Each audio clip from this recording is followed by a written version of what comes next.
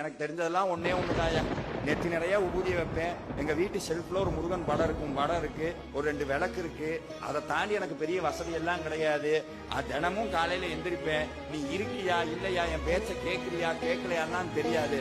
ஆனா என் கடமை உன்னை பத்தி பாடுறது. அப்படி மனசுக்குள்ள நம்ம சொல்லுவோம், கற்பனை என்றாலும் கச்சிலை என்றாலும் கந்தனே உன்னை மறவேன், உன்னை நான் மறக்கவே மாட்டேன். முருகன் நீங்க கிளம்பி வெளியே போவீங்க, முருகன் அங்கிருந்து சொல்லுவார், உன்னையும் நான் மறக்கவே மாட்டேன். நமக்கு முன்னாடி வேலும் மயிலும் போகும். உன்னை காண பல